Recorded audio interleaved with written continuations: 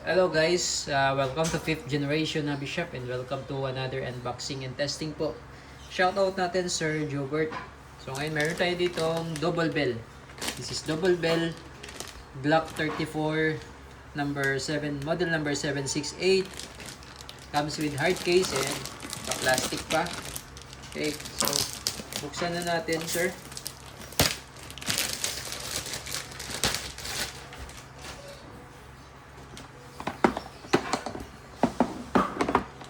Matik yan pagka double bell, may kasama talagang case, hard case. Ayan, so meron siyang kasamang loading nozzle, continental card, cleaning rod, at saka yung gold coin. Ayan. Okay.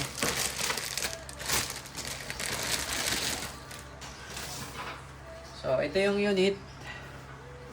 Glock 34 Combat Master Taran Tactical Innovation by Double Bell. This is gas blowback airsoft pistol. So, ang bala nito ay plastic ball, plastic BBs. Tapos, yung gas naman niya ay green gas. Okay. Yan, gas blowback. Gas blowback.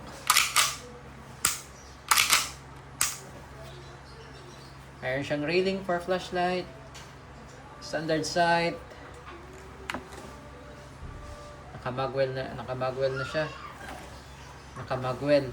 Ayan. Tapos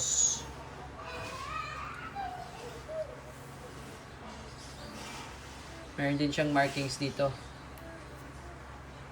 sa mag base. So extended mag base. Ganda. So pag nakalagay siya sa unit, ganyan yung itsura niya. Naka-stippled grip na rin siya. Then meron siyang marking sa Glock. Yan. Combat Master Glock 17.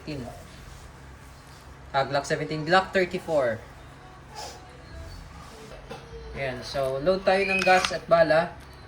Testingin natin.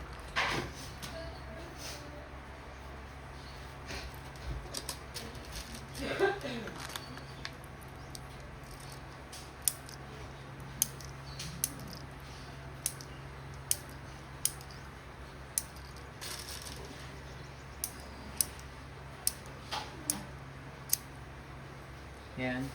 Tapos pag maglo-load kayo ng gas, inverted position po, upside down. Kailangan nyo pong tanggalin yung mag base nya. Yung mag base. Yan. Ito yung lock. Ibababaan nyo lang siya. Ito. Yan.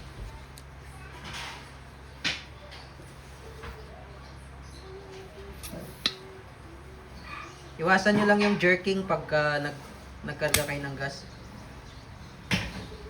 Kasi baka tumalsik yung o-ring niya. May maliit na o-ring kasi yan dyan. Okay. So, testing. Glock 34 Combat Master by Double Bell.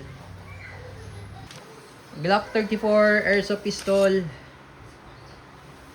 Gas Blowback by Double Bell.